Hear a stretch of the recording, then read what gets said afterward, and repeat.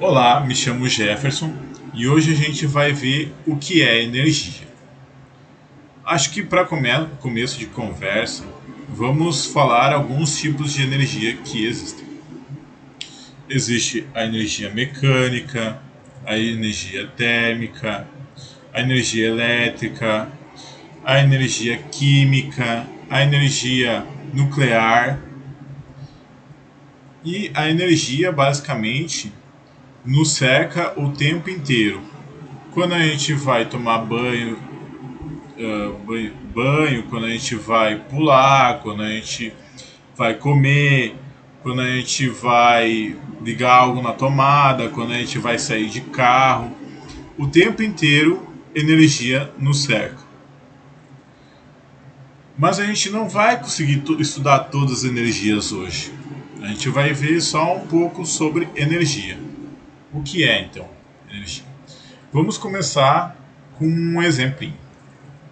Bom, temos aqui a energia solar e as plantas vão fazer uso dessa energia solar, transformando pela fotossíntese em energia para elas crescerem, perfeito? E para elas poderem viver.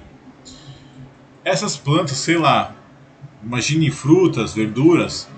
Se você gosta, você vai utilizar elas como alimento e vai utilizar elas como energia para você viver, sobreviver. Ou, se você não gosta, se você é mais do tipo carnívoro,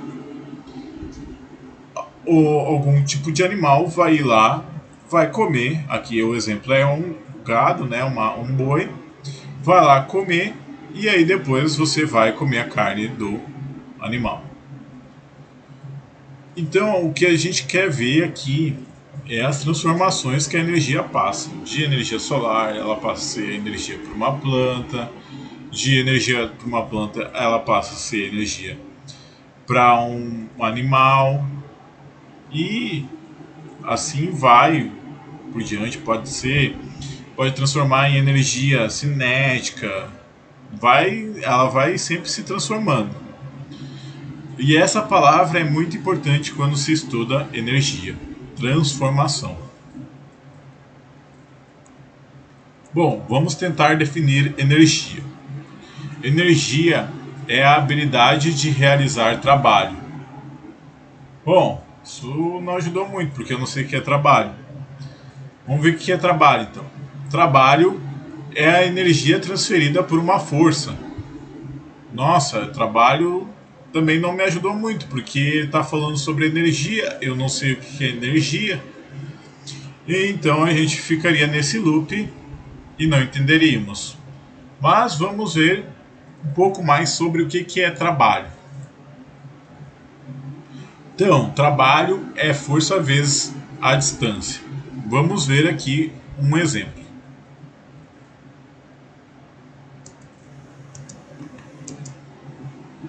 Vou colocar um pouco mais devagar aqui, reiniciar o vídeo, porque é curtinho.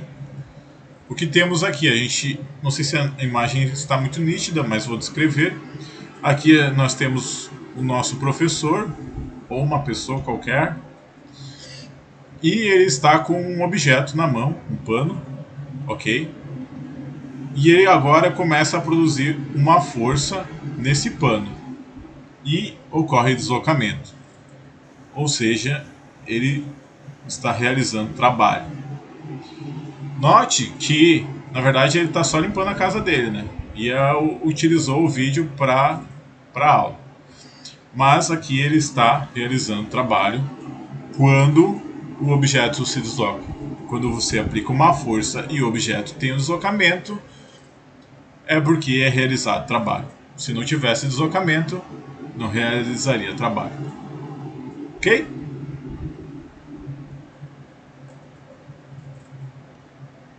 Vamos voltar para a nossa aula. Ok?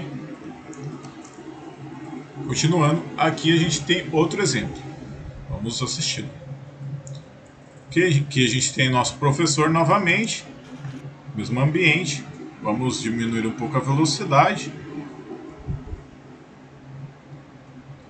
Aqui nós temos 1 quilo de feijão parado no chão.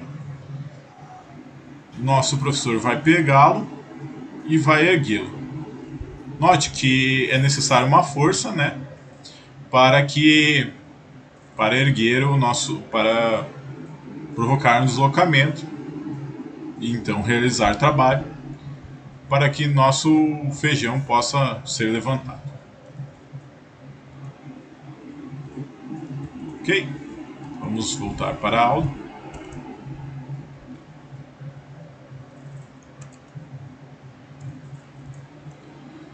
Bom, vamos olhar com mais detalhes esse segundo exemplo.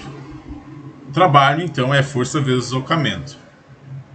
Vamos pensar que a força que o professor exerceu é a força gravitacional, então é mg. Vamos pensar que vamos aproximar g para 10, massa é 1 kg, e vamos imaginar que o professor deslocou 1 metro. Então, a gente vai ter que o trabalho que ele fez foi de 10 newtons vezes metro, ou 10 joules, que é mais comum ver trabalho em joule, de energia também, joule, porque é assim no sistema internacional. Ok? Então você tem mais ou menos uma noção de quanto equivale 10 joules. Equivale a levantar 1 kg de feijão por 1 metro. Ok? Agora vamos para o outro exemplo. Aqui a gente tem nosso pano. Aqui a gente vai ter a força que o professor está aplicando. E aqui o deslocamento que ele vai produzir. Se a gente lembrar lá da equação de Torricelli, ok? Lá do MRUV, a gente vai ter que V quadrado é igual a V0 quadrado mais 2 vezes a aceleração vezes o deslocamento. Lembrando que força é igual a massa vezes a aceleração. Então a aceleração é igual a força sobre massa. Só para isolar a aceleração que a gente vai precisar depois. E lembrando que nosso V0 quadrado era zero, porque o nosso pano ele estava parado. Então a gente anula isso daqui e vai ficar V quadrado igual a 2 vezes a aceleração vezes deslocamento. Substituindo a aceleração, vai ficar que V quadrado é igual a 2 vezes a força vezes deslocamento dividido pela massa. E aqui a gente vai querer isolar nossa força vezes deslocamento para poder colocar o trabalho nessa equação. Bom, vamos então isolar aqui nossa força vezes deslocamento, jogando tudo para o outro lado. Vai ficar, o 2 vai passar dividindo, o m vai passar multiplicando, então vai ficar 1 meio de mv quadrado igual a força vezes deslocamento.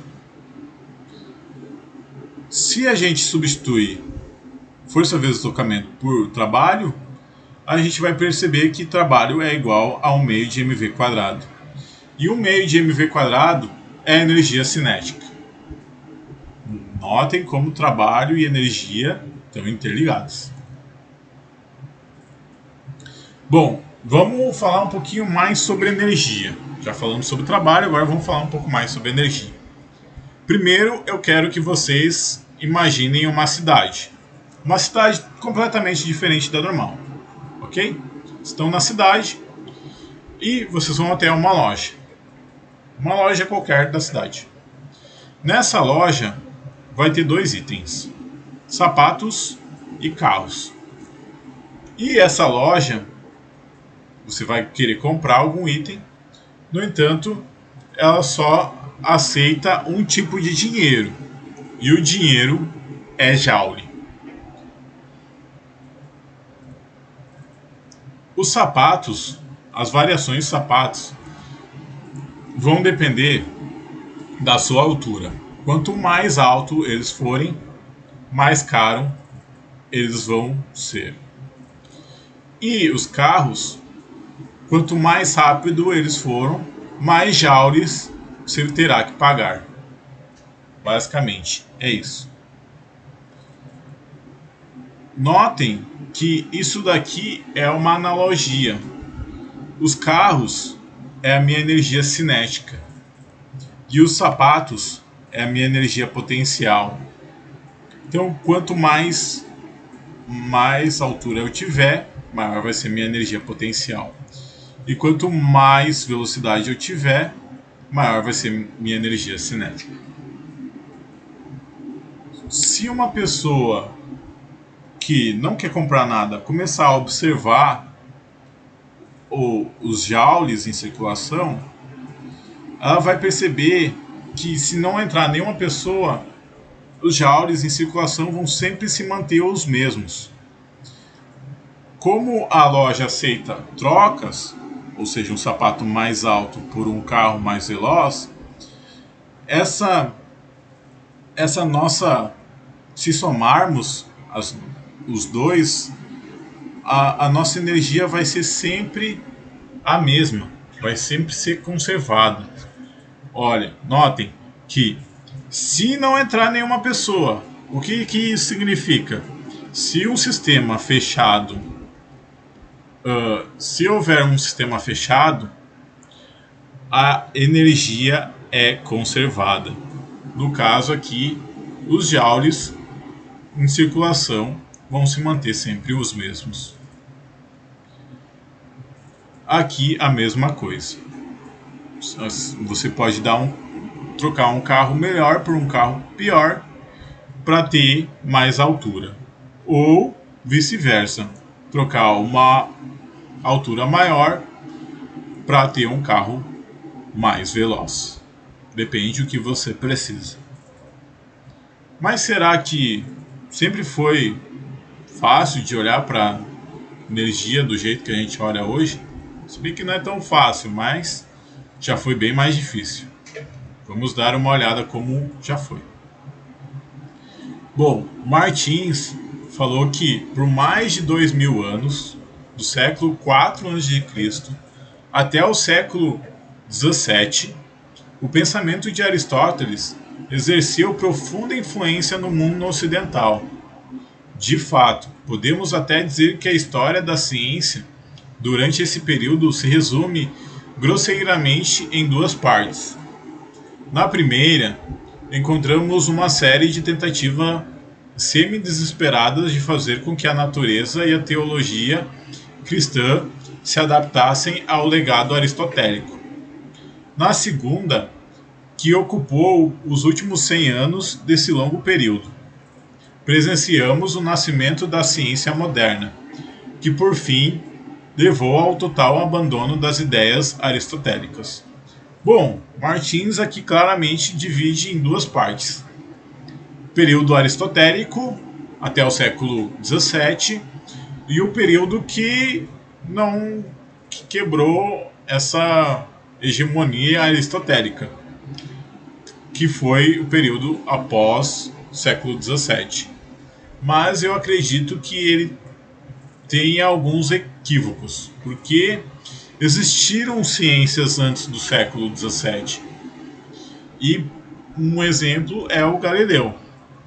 Mas eu trouxe isso daqui para enfatizar como Aristóteles era influente. E o pensamento dele não era o mesmo que o nosso sobre energia. Bom, o Galileu ele vai de oposição a Aristóteles. Ele vai falar que o ímpetus continua constante, que seria a nossa energia. O Aristóteles já falava o contrário. O ímpetus ele fala que em condições de um sistema fechado e tal, com algumas condições, ele continuaria constante. Mas é mais um negócio metafísico, assim, não é algo muito empírico.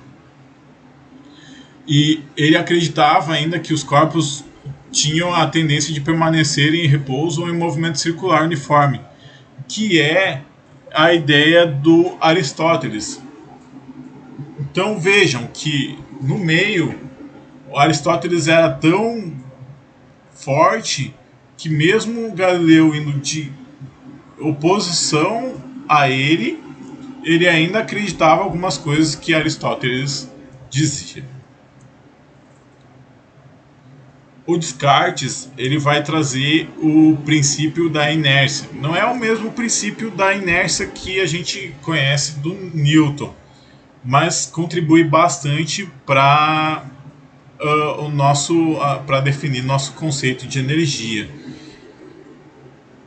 E junto com ele vai vir o Leibniz, que claro, o Descartes vai falar que é mv, né? E o Leibniz vai dizer que é mv quadrado. E aí vai começar a ter um atrito aí. E ele também vai falar que mv é conservado no movimento.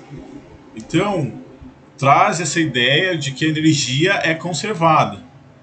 Claro, aqui Leibniz não vê que é um meio de mv quadrado, mas ele já está muito perto já. E ele também vai definir força vis viva e força vis morta. A força vis viva é basicamente a energia cinética e a força vis morta é basicamente a energia potencial. Então o Leibniz ele vai evoluir bastante o nosso conceito, a nossa ideia de energia. Mas os dois têm um atrito pelo fato de que, na verdade, são vários pesquisadores, vai apoiar um e outro vai apoiar o outro, porque em colisões o Leibniz não explica muito bem, e aí o Descartes explica melhor. Mas nos outros fatores ele explica um pouco melhor, e aí há uma desavença aí, para você ver que não foi somente um pesquisador que já deu a ideia de energia. E de acordo com Delon, que eu acho que é extremamente importante essa citação aqui dele, a energia permite uma nova visão do universo, encarando-o como um todo, como um devir. Devir é de ir e vir. As palavras, as coisas e os seres não existem senão em relação, em tensão e em mutação. A língua e a literatura, a natureza, a vida humana são concebidas como outros tantos processos de transformação. Notem mais uma vez a palavra transformação. A ideia de transformação começa assim a aparecer associada à energia. Então, energia está fortemente ligada com a palavra à transformação. Bom, voltando à pergunta inicial, o que é energia? Então, energia está sempre em transformação. Energia é uma propriedade, por isso que ela está em todos os lugares. Energia num sistema fechado se mantém constante e energia está em quase todos os locais. Eu acho que exceto no vácuo. É isso. Muito obrigado.